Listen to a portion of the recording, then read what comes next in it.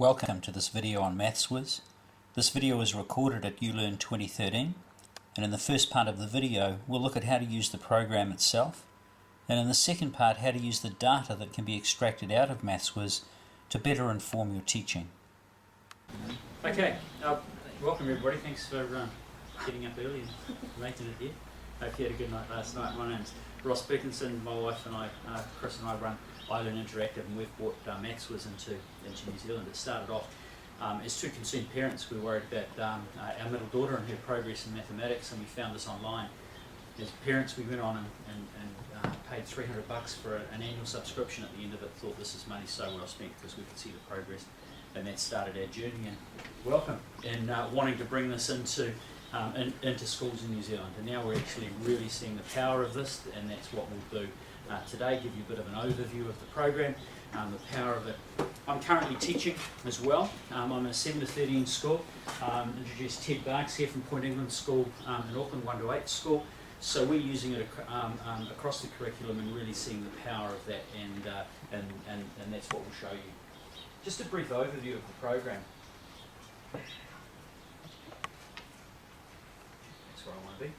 When a student first logs on, students will have their own individualised log on. Okay, so we will upload their names, their date of births, what class they're in. That's all the information we need. Whizz will do the rest, but I'll show you in a minute. When a student first logs on, they will come into their own personal study, so they'll have their own computer in the middle. This is where they will initially go. They will click on their computer. The first thing that happens is that Whizz will give them a diagnostic assessment. That's why we upload their date of birth. So Whizz will prepare an assessment across the curriculum targeting the age of that particular student. If the student gets questions wrong, the questions get easier. If they get the questions right, the questions get harder, until Whizz finds their level across the curriculum. That's New Zealand curriculum?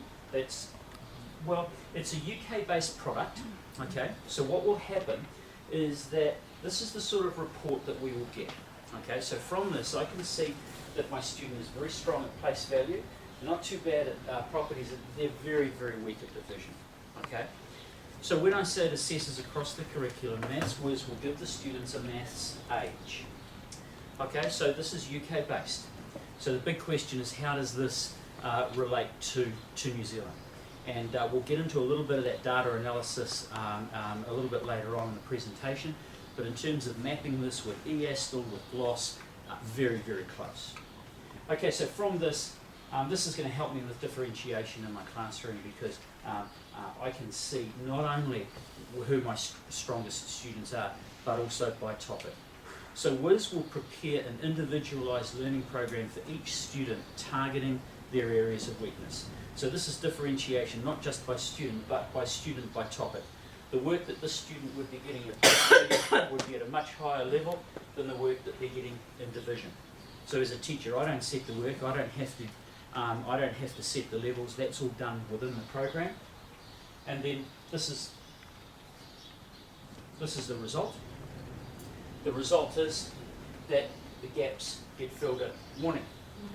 Okay, so what was a weakness is now no longer a weakness. So once again, the red line is my baseline data. Okay, the gaps have been filled in, so now the student has no area of weakness.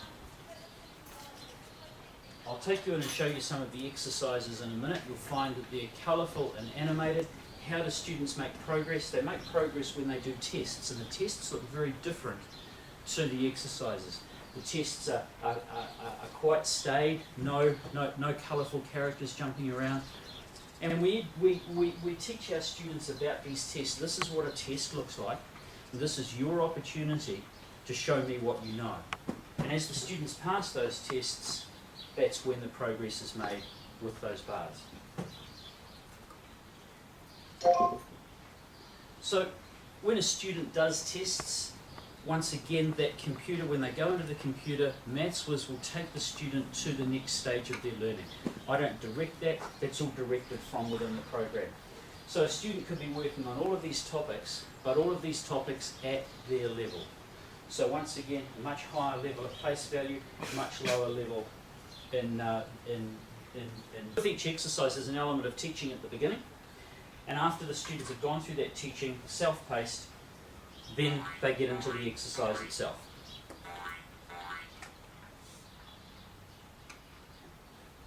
Fractions of a set.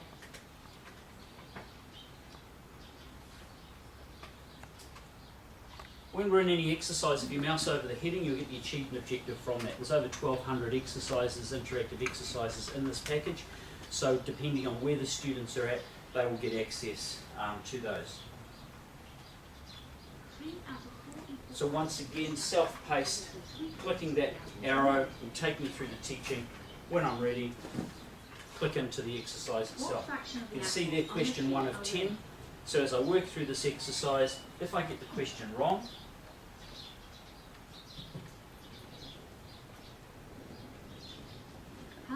it doesn't tell me the answer straight away. It will always give me an extra level of help. It will always give me a suggestion, something for me to go back and have another go.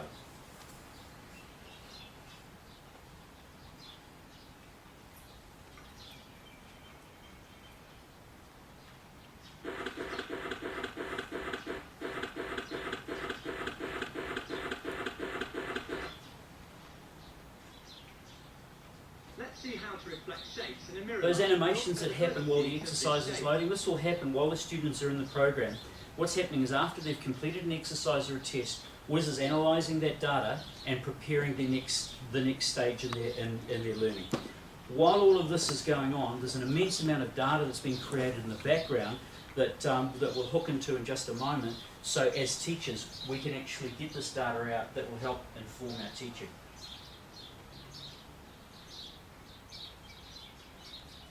In many of the exercises, the instructions are audio-visual. As the students progress through the levels, the instructions become more visual and less on the audio side. In my classroom, I have a golf club in the corner. So I'm currently head of maths at Otamatia High School in Northland, and it's always a point of conversation when people come in. Why do you have a golf club in your classroom? And I use this as a teaching analogy. And I say to the students, if you want to become good at something, there's two things you've got to do. Number one is you've got to learn new skills, and the second is you've got to practice them. One of those in isolation is not going to make me good at golf. Okay? It's the same thing with mathematics. Okay, so here, guys, this is where you learn new skills. In your tutor mode, this is your personal tutor, this is where you're going to learn new skills. What I want you to do is I want you to come into console and consolidate those skills. Sometimes we call console replay. So when we come in here, this is another area where the students get to practice exercises that they have already done. And as a teacher, when I get into the back end, I can actually see data on how much time they've spent learning new skills, how much time they've spent practicing them. Okay, so here, all of the exercises, all of the 306 exercises that Josh has done, they've now been graded according to a gold medal, silver medal, bronze medal, no medal, depending on how he did in that exercise, but also the speed with which he completed that exercise. So we would encourage the students to take some of their lower performing exercises and to repeat them. So the student can go through, can have a look at an exercise. Gee, I really like this division one with aliens. I can see here that Josh got 90% in this and it took him 31 minutes. Okay, you should not take 31 minutes to do an exercise. The exercises are generally sort of 2 to 5 minutes. Okay, but Josh is my son and I know exactly why he took 31 minutes, because he gets distracted. So here's a great learning conversation, teacher-student, in terms of whether the student's on task or not. I can replay this. That means I'm challenging myself. If I beat my time or if I beat my score, I get credits. I'll show you what that means in a minute. Or I can create a challenge. That means that it will go and it will choose a student from somewhere in the world, anywhere in the world, but this student will always have a similar score or a similar time to me. If I beat their score, if I beat their time, I get credits. So once again, this is teaching that I've already been exposed to. It's reinforcing the learning, it's getting me to practice.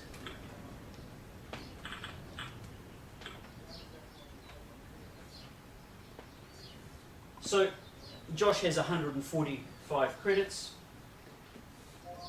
All the time while the students are learning in the program, they're earning these credits. They can spend these credits. We won't get into that too much, or we may get into it at the end if we've got time. But they can spend those credits. They can buy decorations for their study. They can purchase things for a games room over here. Last little thing here, mail. It's really important. What we've found for student progress in Whizz is for the teachers to be actively involved in this process. And we've produced a best practice booklet that goes out to all schools that bring this on.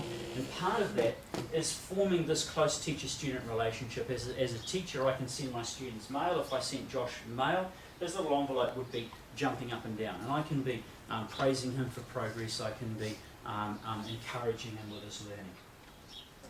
Okay, so that's basically an overview of the program from the student point of view. So I'll hand over to Ted now, and he can take you through a little bit of what he's actually doing in the classroom and the data that he's pulling out of his program, the data that he's using to inform his teaching and to allow for differentiation in his classroom. Just while we're setting that up, who here is on one-to-one devices? You're going to be next year. Okay, so Ted and I are coming from different ends of the continuum. Ted's school, all of the students are one-to-one. Okay, so he will, I'm sure, explain in a minute how he runs that in his program, 20 minutes a day. In my class I have 6 computers, so I've got it in a rotation. So I have my students 4 hours a week for mathematics. I use it for 1 hour once a week in rotation. So Maths Whizz is not our maths program, it is part of our maths program. It's integrated into our maths program to support what we're doing in the classroom. Okay, thanks Ted. All good. Well, I'm Ted. I teach over at Point England School. I've got a year 7-8 class this year, 50%, and I'm 20% Maniakalani facilitator, which means that I help out really teachers that are new to one-to-one devices. So if you're in our school, I would come and help you make your program a little more effective in however you would want that to look like for you. And I'm also an ALM teacher. Any ALM teachers here? Accelerating Learning in Mathematics. So I have a withdrawal group that I take, and we target kids that are just below achieving and try and accelerate their learning over the course of about a 10-week period of time to bring them up to standard. So that's me. I've been in New Zealand for, I guess, about 5.5 years now. We came as a family for 1 year, and we're still here. And so we've fallen in love with New Zealand and have traded the snowmobiles for sailing and exploring all sorts of new adventures. So it's been an awesome time here. So we love your country. Maths Whizz, we've been at this with them for 3 years. We've been working with one-to-one devices for 3 years, and initially we were looking for something to do with the kids, and you'll find that the more you move into one-to-one devices, the more time you have on your hands to try and how can we make most effective use of them. And initially it was, we were just grabbing all sorts of things, and this was one of them we grabbed, and it was like, okay, they can do that. And so for that period of time, every day, I knew they were doing something constructive on their netbooks as we were learning our way on Google Docs and everything else that comes with that as well. Looking back, it wasn't very effective use of this as a resource, but it saved me a lot of heartache and panic and whatnot trying to utilize those devices. As the years have gone on, we've most certainly changed how we are using them with the kids, and it's evolved, and I think it's evolved in a healthy learning sort of a way. Anyways, from here, I'm going to launch a report because this is something that I do with my kids all the time, and I don't pay much attention to school reports at all. And by all means, if you have questions about anything, just fire away.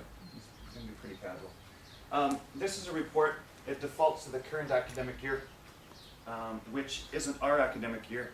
So we actually go back, and I'll pull that down in a moment. You can select the date. So if you want to report over a day, over a week, over a month, a term, it's literally at a click of a button, and I've just found that invaluable.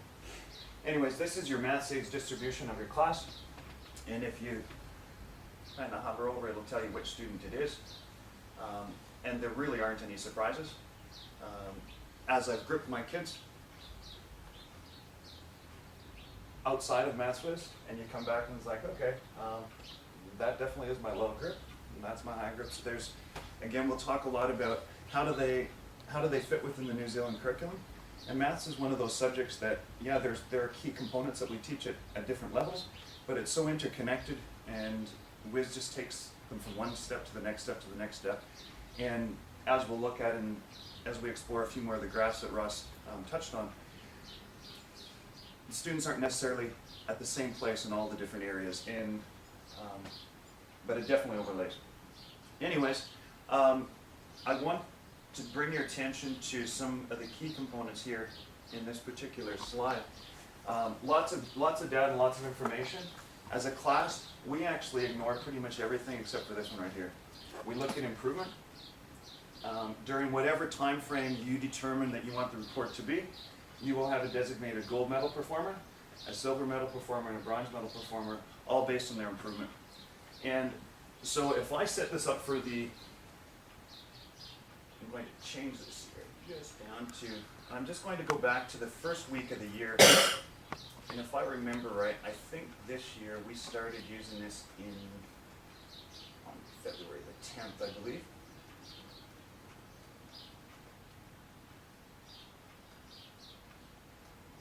So at the click of a button, I can actually have a full class report of what was happening during this particular week, start of the year. So these students were my top performers. I'm going to actually extend it now to the full year. And before I move beyond this, I'm going to highlight a couple students because I know who they are. This actually turns out to be either my gold medal, gold, silver, or bronze. I'm not entirely sure. But she's kind of towards the front of the pack.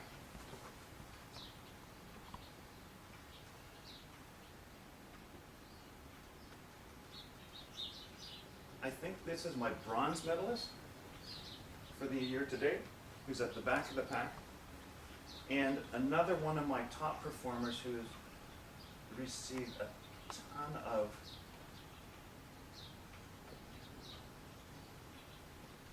who's here. And the last one, it should be one of the four, or one of the three that are there. Right here. So I share this because a lot of math programs, so if you notice, two of them were kind of here, one was kind of here, and one was towards the tail end of the class in terms of their maths abilities. Lots of math programs tend to hook in the kids that are already good at math, and will push them forward, but it kind of drops off with the kids that are struggling a little bit and the ones that really, truly need it. And so that's been kind of a really neat thing to discover. I am going to change this back to the last, or a little more current here.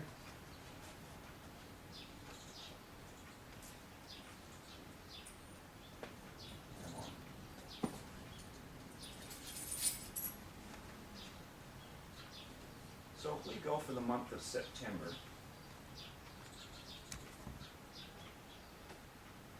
and we'll just see who we've got. So of those names, yeah, I was pretty sure that's how it was. So Alexandra was one of my top performers up here, and she continues to be really strong. Nauma was actually very, very low to the bottom, but yet in terms of improvement, he's actually a silver medalist, and Huelawatu was also at the top. Tana is somewhere in the middle here, but again, the most important thing, the most impressive thing with this particular program, for me anyways, is the ability to actually pull up that detailed information at the click of a button. As a class, we spend a lot of time looking at this particular report, and you're going to get a ton of information from this to utilize, I suppose, however you would see fit. But at a glance, my eyes are always drawn to the tick marks or the lack of tick marks. And what that means is that every day you get 1 day older. Surprise, surprise, right? In this particular time frame that we've designated, the students, that actually accounts for 0.08 years older. And what Maths Whizz allows the students to see, or you as a teacher to see, is it actually tracks their math growth against that biological growth and compares them. So the tick means they've either advanced at least the same amount that they've actually gotten older, or above that. So they've accepted the opportunity to actually demonstrate acceleration learning. So in Naima, our silver medal performer, he actually got 0.08 years older. In terms of the improvement in math, he's actually advanced 0.22 years. So great improvement, yeah, it's huge. He's actually had a very huge buy-in. The ones that actually don't have the tick, you can kind of look at them and go, okay, are we close? So William, yeah, he got 0.08. He's grown 0.07. Am I too worried about it? Eh, probably not, because we talk an awful lot in the class about how learning doesn't always happen just on a nice steady incline. We've got some plateaus and dips along the way, but it gives you at a glance a really good indicator. Am I a little more concerned about this particular student? 0.08 and he's grown 0.05? Yeah. Are there reasons behind it? Yeah, there are. I won't elaborate on them, but you all know your children, and you know that sometimes there are some really good reasons for them not learning, but you're looking for the outliers is really what this program allows you to look at. Again here, 0.08, a growth of 0.04. Is it concerning? Well, yeah, it is. As I go through, some of them that my eyes are drawn to because I know them better, is this one. She's not performing. 0.08, 0.05. I will meet with her and say, hey, let's get on to this. What do you think is happening?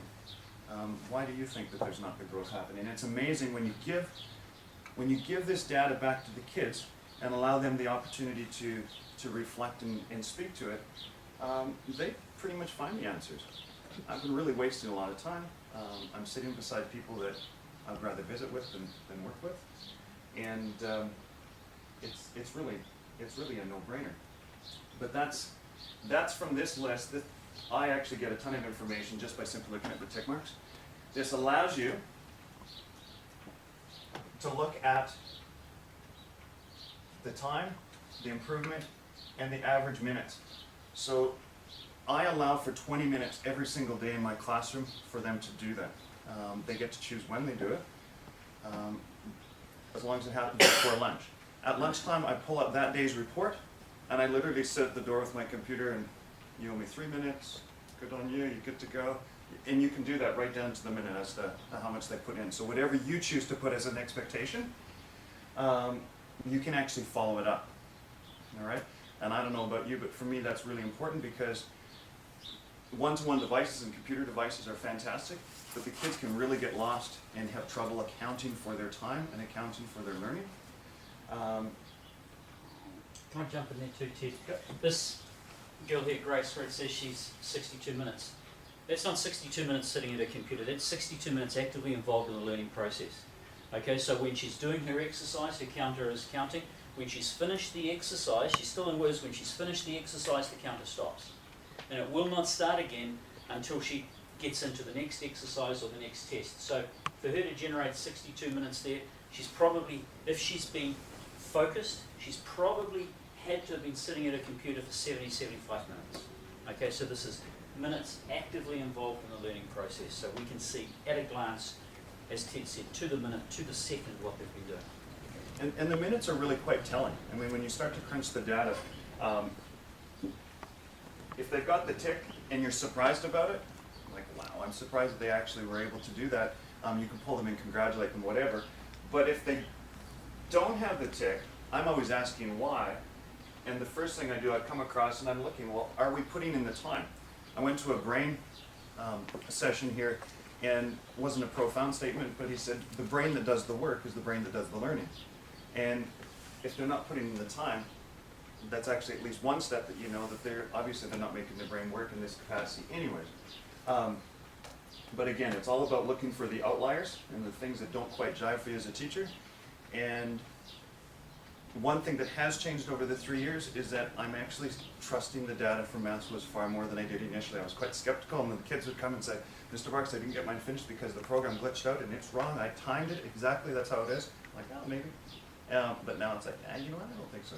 come and do it beside me and we'll check the timer. And surprisingly enough, the timer and everything does work. It's just kids being kids, right? It's an individualized program, as Ross has mentioned. The sit down is actually about a 45-minute time frame. Sets them at their level. Initially, I kept it very individualized. It's changed considerably for me now. The only thing that my kids they know that Mr. Barks expects them to do it individualized are the tests. Because Maths Whizz is about teaching them, and if I've got a problem that I'm working on and I don't know how to do it, why not team up with the person next to me, right? And as long as I'm getting it, and that test is the measuring stick for whether, we go to the next level from there.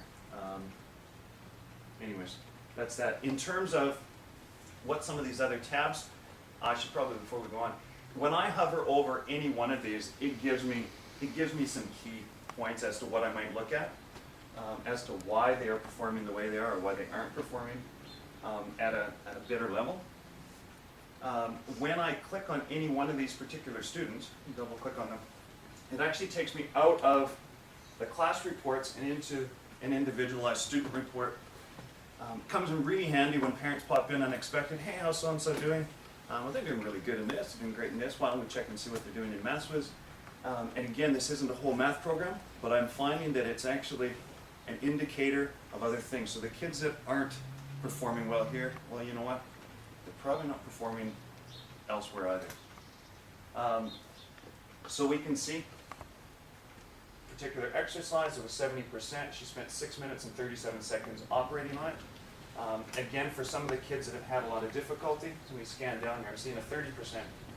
I'm also seeing that she spent 50 seconds on it. She didn't ask for help, and that's something that we talk about as well. I should pull up a couple. Some of my crew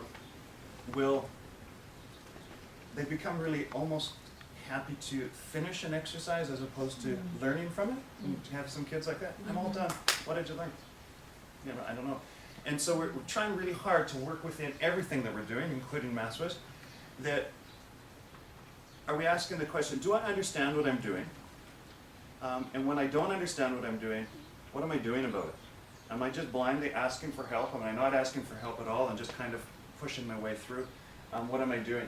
But this will actually track. So you've got students, when you run into students that will get 15, 20% on an exercise, asked for help 20 times perhaps from Maths Whizz, but still ended up with that really poor score. Is that a good help for you? Probably not. You still have a teacher in the room, and you've still got your peers that you should be utilizing along the way. But again, tons of data that you can actually look at as a teacher and hopefully give back to the students. The progression is an extension of what Ross had mentioned earlier. I print all of these sheets off at the start of the year and generally midway through again. And what I'm looking for when I print them off is just an opportunity to spread them out. And I start to look for trends. And at the start of the year, Grace is really not a very good example for this, but at the start of the year, the general trend was, even though I had year 7 and 8 students, man, we were really bad at our basic facts, our basic recall. We didn't have. And you tend to think, okay, mult div. No, they didn't have addition and subtraction. And so Maths Whizz covers some of that, but because it was such a deficit as a class, I looked at that and I looked for an opportunity to incorporate a program into my maths program that would target that. And I've actually utilized a program called Extra Maths. Anybody used it? What do you think? No, it's not. Yeah, it's a great resource alongside. And again, I can't reiterate it enough times. Maths Whizz is not my maths program, it's part of my maths program. And so when you utilize the data to highlight some of the deficits, you can plug them. And so that's one way that I've plugged it. So my kids, along with Maths Whizz, as we call them our have-tos. Our have-tos are our Maths Whizz, and our have-tos are in fact our extra maths, and they work their way through and hopefully build those skills along the way. The other thing that we really did not do a very good job of as a class was solving problems. That wasn't a surprise to me because that tends to be kids in general. And and I'll talk about it later at the end, but I actually devised a program that I laid over, or a resource that I've laid over the gloss template with strategies all embedded in word problems that are targeted towards national standards, so you kind of bring that all, full circle. But again, it came from data that I received from this particular program, independent of me. And that perhaps was the biggest thing that I had to get past as a teacher, is that for 20 minutes, 15 to 20 minutes a day, I had to actually entrust that something was going to give my kids something that was going to be beneficial for them. And I can see evidence of it. When I'm sitting and glossing them now, oh yeah, I know how to do this. I was doing that in Whizz. Or when you're introducing a new concept in small groups, you pose the question, so what do we know about, whatever? Oh yeah, I know a little bit about it. Oh, where did you read that? Or where did you find that? Oh, I was doing that in Maths Whizz. And so it's been a nice platform to introduce them to topics that you're going to take further in small groups. And it's been a nice opportunity to, for them to actually teach things, or to learn things that really you haven't had time to cover yet. Do we all do that in our math program? It's like you look at it and you go, okay, this is where I'm going to focus, because you can't get around to absolutely everything. It puts them through some of those things and kind of alleviates a little bit of the pressure. In particular with geometry and those sorts of things, it does a really good job of that. So, anyways, from there, what I'm going to do is, I'm going to take you a little bit into some of the other things that I've done with Whizz to try and, I found that it was almost too isolated. For my way of teaching, I want the kids to be quite cooperative in their learning, and I was looking for ways for them to get together, but still utilize some of the things in the program to build, I guess, a greater weaving into other areas. I didn't want it to be, it's Maths Whizz time and then it's all this other, so the more that I could connect, I felt it was better. So initially what I did was I just simply screenshotted some of the problems from Maths Whizz, loaded them onto our blog, and instead of using paper and pencil or whatever to explore our thinking, we actually had to use our words to describe what we were doing. And it prompted the kids to start to explore what they understood and what they didn't understand. And for me with my crew, that's been the biggest thing, is to get the kids to the point where they understood what they were having difficulty with and what they actually were solid on. And so these were just conversations that we started to have as an extension of that. And I was able to weigh in on them as well. Some of them, the kids I put them into groups and they had their conversations, and then we came back and looked at them later as myself. This particular student was certainly, math isn't a strength of his, but again, an opportunity for them to explore other people's thinking, to come back. Thanks. We really found it easier to understand your way of thinking, and it's there. The other thing with this, and you'll notice on your blogs as well, is that some of the questions that we've solved back in this case, it was already a couple of years ago, I guess the year ago, 2012, they're revisited by other students, and they're weighing in on these conversations and they almost become rejuvenated again, if it makes sense. So it's actually quite a neat way to just to take a different slant on some things. This program, because it is out of the UK, the money is kind of out of whack, so I've actually rebumped that. It's less of a problem for the kids, more of a problem for the adults that are looking at it and critiquing the program, I suppose. I just tell my kids to look at the pound sign as a dollar sign and kind of forget about it. I guess how closely it relates to actual prices, but it's good from there. That was kind of the second year in, and this year I started to look at something different. So how many of you are working with Google Docs with your kids? Yeah, most of us are now. So within Google Docs at the start of the year, we actually started 2 presentations. One of them was entitled I'm Great At, ... and one of them is entitled I'm Still Learning. And the idea behind it was that when we're doing something, math, reading, writing, whatever, if we can recognize what we're good at, we can share it with others, but if we can also recognize what we're not quite so great at and we're still learning, that's actually a huge step in being able to make new achievements in those areas. So this particular student, this is screen capture. And they don't have to use Whizz, but it's surprising how many of them do.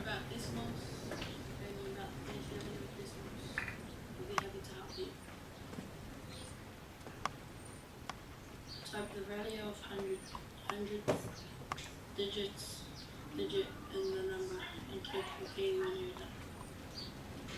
Remember, it says hundredth, it's tenth, not hundred.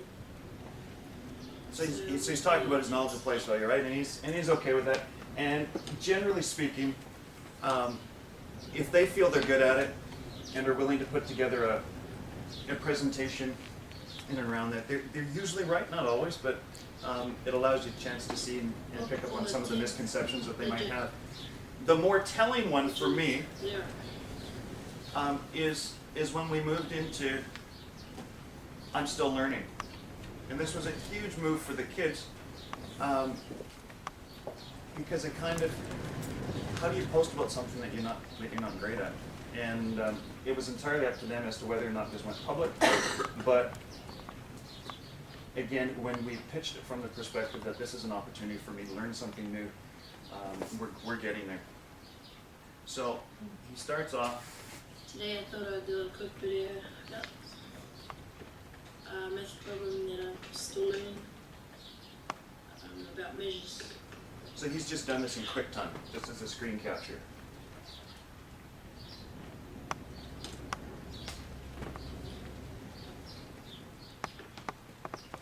Immediately 0.4 kg stand out to me, so I'll start with that. So when they're doing Whizz and those sorts of programs, you don't always get to hear what they're thinking. Because I know I think it's that one and that one as well.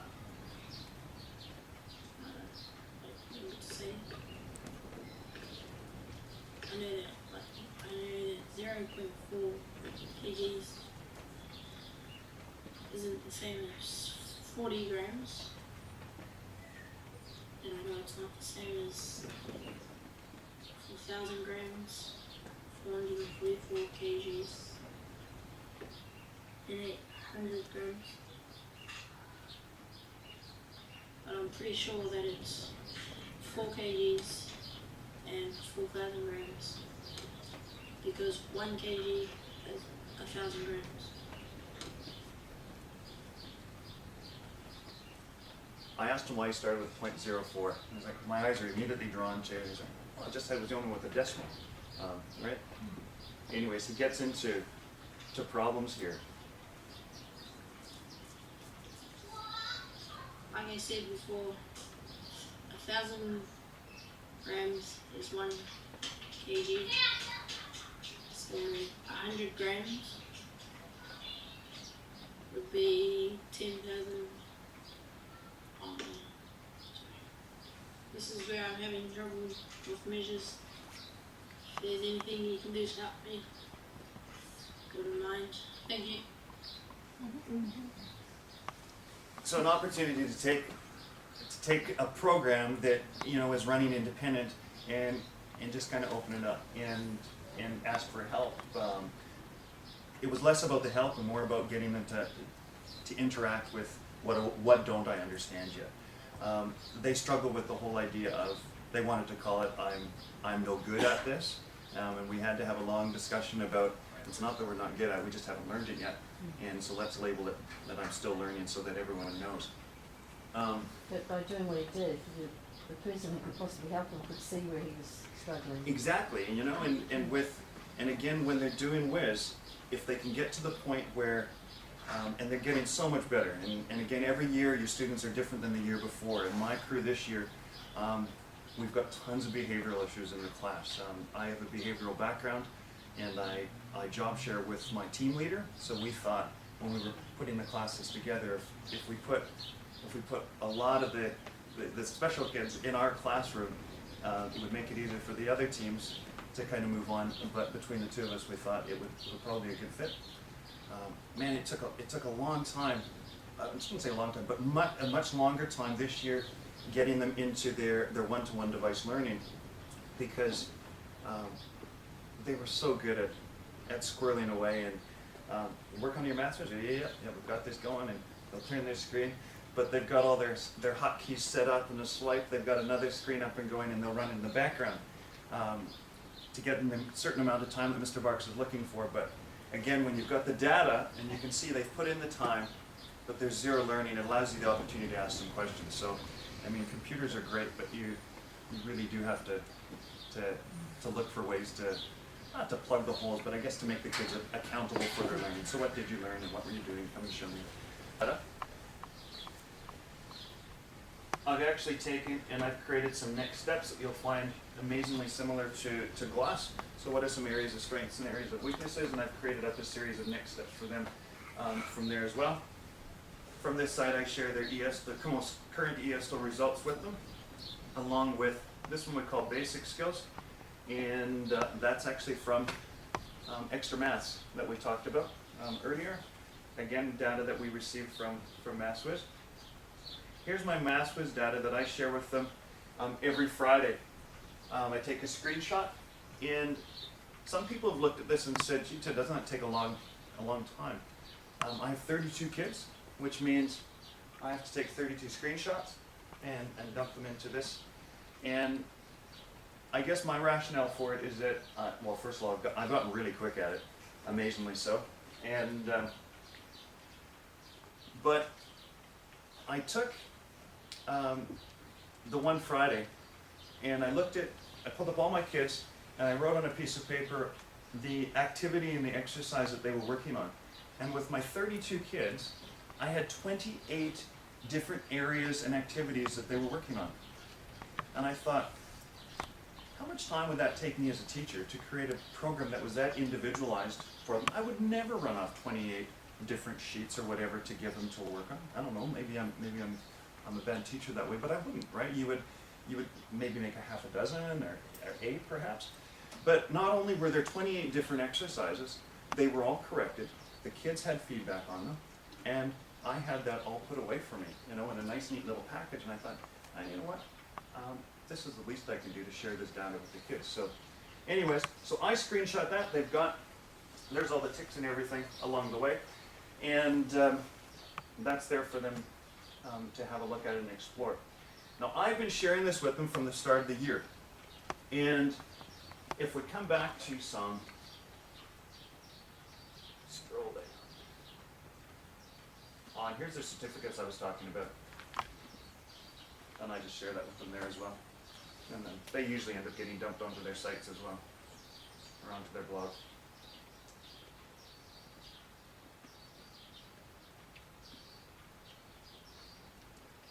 All right, so here's term 1. And we started a little bit late. And from that, the kids had it. We talked about accelerating our learning, and I don't know about you, but the makeup of my class, I've got a lot of kids that are behind where they should be.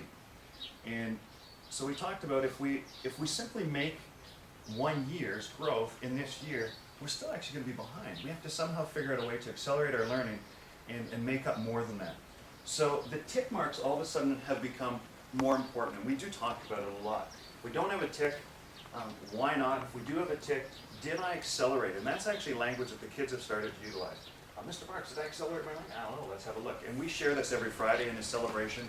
We try not to put too much of an emphasis on those that don't have the tick, but really the excitement is building, and they are very interested and legitimately disappointed if in fact they haven't.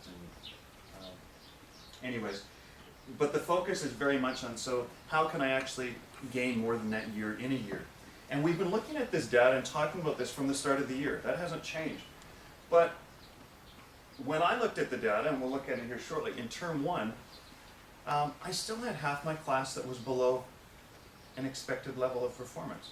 End of term 2, much the same. And term 3, that started to change.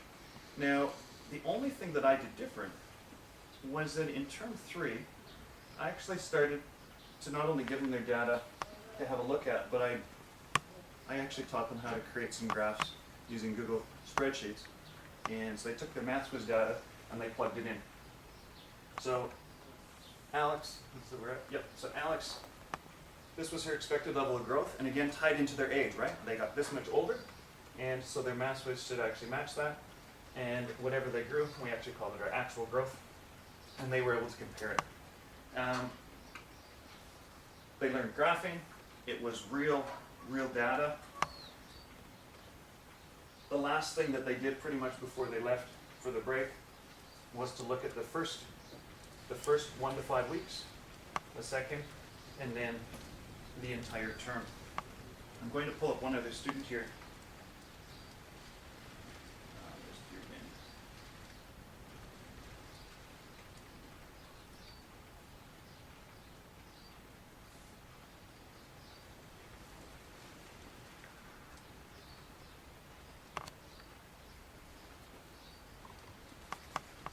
Same sorts of graphs, right? Expected, actual. Ooh, that's really good. When you look at the year, this one was year to date. Not quite so well. We had a really slow start to the year. The kids themselves would tell you that for pretty much the first term, it was just a really tough crew, and I would say, behavioral sorts of things really dragged us down. But when we actually take this data and extended it, it really started to make some sense. So here was the first 2 weeks, or the first 5 weeks of the term. Second 5 weeks, or the last 4 weeks, I suppose. And we talked about this a little bit, and I said, what do you think happened there? And by his own admission, we finished the term with the production. And he was heavily involved in the production, and was looking at that and saying, hey, you know what, I missed out on a large number of days when I wasn't able to work in class and do that, and I didn't do it at home. So yeah, that makes sense. And again, it's all about making the data make sense for the kids, either in a positive, exciting way, or maybe not so exciting way, and go from there. Anyway, for me as a teacher, these rich learning conversations, when we're looking at managing self, for a student to actually come up with that, I was involved in the production.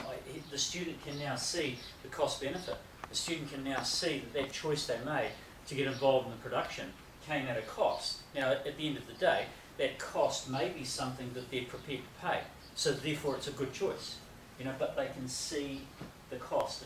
And you shared with me the other day that you weren't giving them the data from the beginning of the year. You did this partway through the year. Is that right? Yeah, absolutely. And okay, so Ted was sharing with me the other day. He had some student engagement issues earlier in the year, but noticed a real change when he actually gave the students their data to graph. And it was almost like the students got ownership of the data. It's cool. I graphed it just out of curiosity. So this was the first term. So there was the actual age, or the expected growth. Usage is up here, right? But I just was really here, and I still had half the class above, but half the class below. Term 2, I had 17 above, 15 below, but still that was alarming. And again, term 3, I'm sitting at 21 above, 2 at, and 9 below, which is really quite significant in terms of the improvement. In fact, when I crunched that down into percentages, that actually amounted to 23% of an increase in the number of students achieving above the expected level, and a reduction in 40% from those that were actually performing below. And with ALM, and again, our ALM group was selected based on gloss results, ESTL, those sorts of testings, but our mandate as teachers pulling those kids were to select kids that were just below. And when I look at this data, of these 9 kids that are below, the 5 that are closest to the line are in my ALM group. So does it actually line up with the New Zealand curriculum? Well, it's another piece of the puzzle to help you actually make an informed OTJ along the way. So I appreciate the data that this particular program gives me. It's allowed me to, I guess, to challenge the kids again about accelerating their learning and how can I get the most out of it. I will share one last thing with you before I open the door for questions and those sorts of things. But again, data from problem solving early on This is a template, and you probably recognize some of it as, those are gloss questions, right? This isn't shared directly with the kid, but this is all part of my planning. And when I've come down to, again, whatever area I've split it into, come down to something, here we go. So with add sub at a year 4 level, I've taken a resource and split it up into a series of presentations, and they all look the same, straight from new entrants all the way up to year 8. I've actually put this together. And so they've got the red card where they're learning, whatever the strategy is. The yellow card that follows in every one of them is a heavily scaffold strategy that's embedded in algorithmic sort of an approach. The last 2 cards are always green, and that's where the scaffolding is removed, and they always culminate in an embedded strategy in that problem solving. Again, could I have done it without Maths Whizz? Yep. But it was just one more of those things that was saying, hey, you need to do something with problem solving because your kids aren't getting it. And so this was another one of the areas and the resources that I felt was probably important to create to try and help plug that gap. Again, a very important and vital part of my programming. So that's me on Whizz. I'm most certainly happy to answer any questions that you might have. With this data here, it can be exported to a CSV file for use in Excel, Google spreadsheets. So all of this data, it can be exported from the program. So anything you see, you can get. I don't export it for the kids purposefully because I want them to go back to their tracking my success presentation that I make for them and share with them. I want them to engage and interact with that. So that is very purposeful that I don't just simply share the numbers. I want them to go and assess the data and find the data that they need and record it. So don't be. I export it for myself. Yeah. You're right, when I'm utilizing and making my graphs, but I would encourage you to think about whether you just give it and make it that easy for your kids. Mm-hmm. One thing that I find so powerful is the information the data gives me. I mean, this boy here is very interesting to me. I see he's using it on average 91 minutes a week, but he's not making progress. So why would it be in a classroom if the student is doing a lot of their maths and they're not making progress? Give me some reasons why that would be. Someone's doing it for them. Someone's doing it for them. Mm-hmm. Okay. This says he's getting 7% of the tests, he's getting 56% of the exercises. Okay, so no, nobody's doing it for him. He's relying on a visual rather than, you said that they don't have all the visual stuff, is that very plain? If I was to actually tell you a little bit more about this boy, he's Doesn't read very well, maybe? he's a boy that's he's not engaged with his learnings, and he would be someone that if he's not sitting beside me, he needs an EA working beside him all the time, just to talk to him about. So, what do you think? Have you read this carefully? He's very capable, but when he's on his own, he's a clicker. So I have a girl in our Learning Support Centre who will have very high usage every week. Okay, her exercises will be 100%, her tests will be 0. Okay, now Ted, could you just go into the student dashboard and just have a look at his into his dashboard? Okay, so this girl, she's 16, 17 years of age. She's got the mental age of about a 10-year-old. Okay, she's very anxious. She doesn't function well in regular classrooms, so she's in our Learning Support Centre. Okay, so basically what she will do in Maths Whizz is she will go into replay. She will find an exercise that she's done before. She will find an exercise that she's got 100% in that she knows that she can do, and she will do that exercise 10 times in a row, and she'll get 100% in a row. She's got good usage. Okay, so if you just flick onto the dashboard, Ted. So I will go into her dashboard, and I will see that she's got 0 minutes in tutor mode, and she's got 95 minutes in replay. Okay, so as I say, that data informs my teaching. It highlights problems, doesn't tell me the answers, but it certainly gives me the questions to ask. So I actually have to sit beside her and almost hold her hand while she discovers new material. It's really stressful for her. And I have the same problem in reverse with a number of my students. They'll have very, very high usage here in tutor mode, learning new skills, but they're not practicing them. Okay, so they may be getting very, very good marks in the exercises, but very low marks in the tests, simply because they're not consolidating their learning. So the information that I get as a teacher from these dashboards allows me to drill down and to identify the problems very, very quickly. You know, so yeah. So if you had a child, sorry, who was 8, but was still reading at 5, it would still, the whole program would be geared at his, that he's reading at a 5. You guys can probably inform me as primary educators, but certainly at the secondary level, I'm finding that maths achievement is very closely linked to literacy. Okay, there's a huge amount, so I'm seeing them very, very closely linked. So if my students have a very low reading age, they've got a very low maths age. But that's where we come in. This is not our maths program. This is not a maths teacher. I'm the maths teacher, you know. And I'll just finish off with one conversation I had with a student the other day. I clicked on an exercise. He was having problems with the fractions exercise. I said, read me the question. And he said, find the what's that equivalent to? I said, equivalent. He said, what does that mean? His fractions were fine. Okay. It was a literacy problem. But I was able to drill down, find that, let him know, and allow him to move on. That's where I came in. And can they get into it at home? Is it something that... This is 24/7. So ideally, I'd be encouraging my students to do the tests at school to preserve the integrity of my data. Okay, but practicing at home, doing those extra exercises, it's 24/7. And you're always looking for outliers, right, in your data. Really, if you've got somebody, you know, all of a sudden has made a huge change in terms of their Whizz data, you're not seeing it in the classroom, or at least you're kind of raising the eyebrows, like, wow. Pay attention to that, because if they're going home, are they doing it? Is someone else doing it? Do you know what I mean? Like, there's just so there shouldn't be surprises on Maths Whizz, and when there are, you really do need to pay attention to them, because they've proven themselves to me over the 3 years that I've used it to be, there's something to it.